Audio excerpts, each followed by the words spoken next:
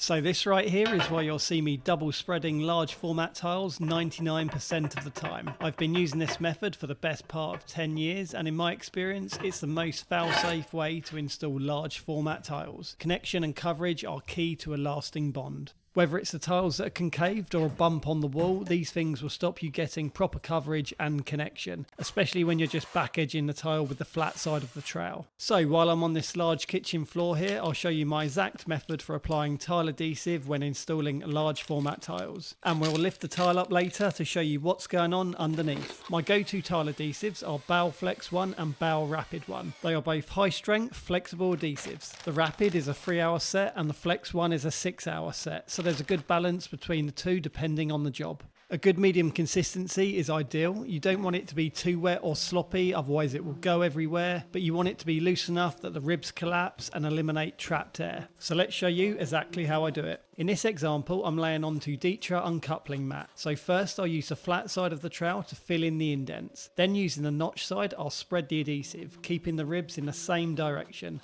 Also make sure you spread tight to any tiles already fixed. And for this I'm using a 10mm notch trowel. Once your patch is spread, flip to the back of the tile.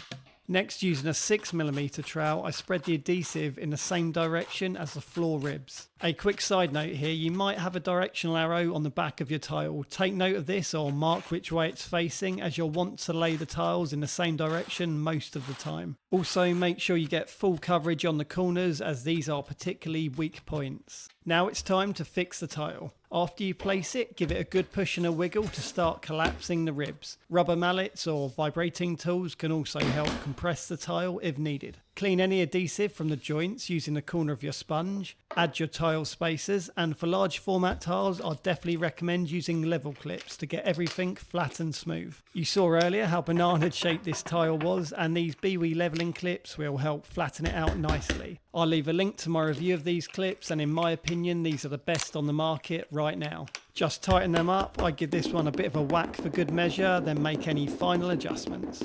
This is my exact process for installing large format wall and floor tiles. The only change I make on walls is I swap the trowels. I use a 6mm trowel on the wall and a 10mm on the back of the tile. That's just because with spreading a 10mm trowel on a wall, you'll end up in a complete mess. Gravity is not your friend here. So it's much cleaner to swap the trowels in this case. If you're worried about the adhesive bed depth being a bit too thick, once the tile is pressed in, it usually compacts to about 8mm, like you can see here. Okay, so let's lift this one back up.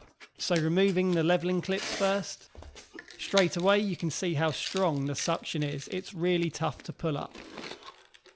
And there you go, you can see you get full coverage underneath. This tile will be absolutely rock solid once it sets. In my opinion, this method is the best for longevity with large format tiles, and far superior to just flat back edging the tile. The pattern on this floor is a brick bond thirds pattern if you're interested. It repeats alternately and is a bit less stepped than a conventional thirds pattern. And don't forget, my tile layout app is now available, guys. I'll leave a link in the description. It came in very handy for setting out the width on this floor. Well, I hope that was a good insight into how I spread and fix tiles. Take care, and I'll catch you in the next one.